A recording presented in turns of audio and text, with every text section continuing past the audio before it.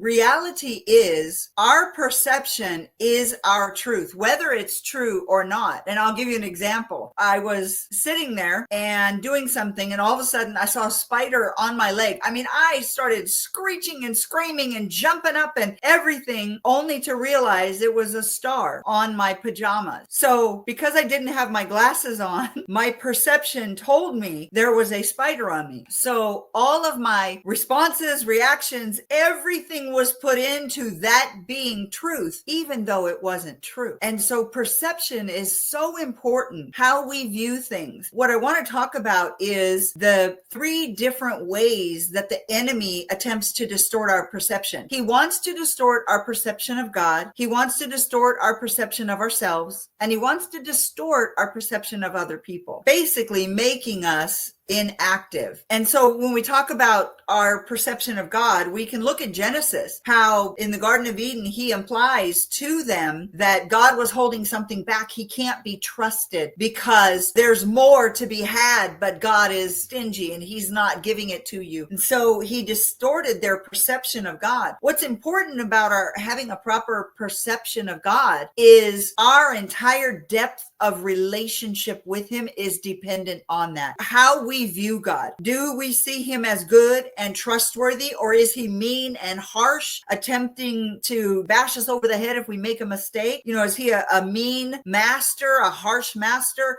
or is he patient? Is he kind? Is he merciful? Is he thoughtful? And so how we view things, even sometimes the difficult things we go through, there's always a God perception, a way to see it through God's eyes and how it's supposed to be beneficial. And so if the enemy can distort our perception of God, we don't want to know him anymore. We have no hunger to draw closer to him. And there's something in us automatically, subconsciously says we can't trust him because we've never really gotten to know him deep. If we think about it, everything that God has done and planned since before time was all so that we could have a personal, intimate relationship with him forever. We have to understand that making God look bad is a priority to the devil, mainly because it hurts God. The devil's plan is that we end up as one of those that God has to say, "Depart from me, I never knew you." So let's not let him win. Imagine something happened to you in life that sucks.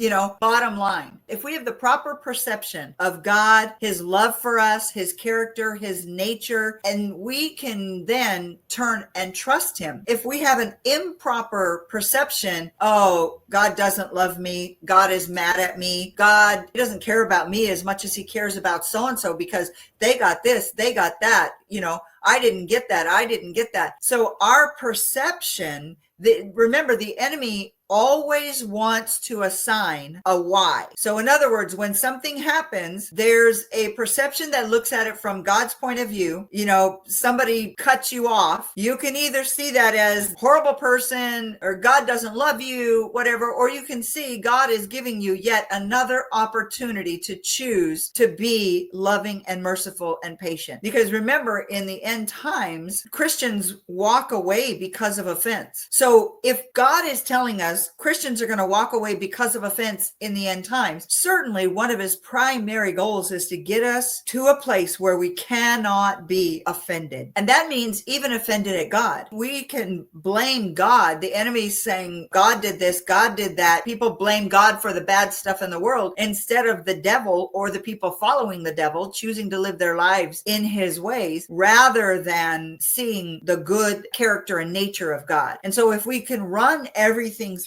what we know to be true about God's character, his nature, he's always good. There's no shadow of turning in him. Everything he does is for our highest and best. And that means everything even that is allowed. You know, we look at Job, nothing was allowed that God didn't know Job could overcome. God is never going to put us through more than what he knows we can handle and turn to him and lean on him to make it through properly. He only sets us up for victory. He will never set us up for failure. That's not his character. It's not his nature. It's not who he is.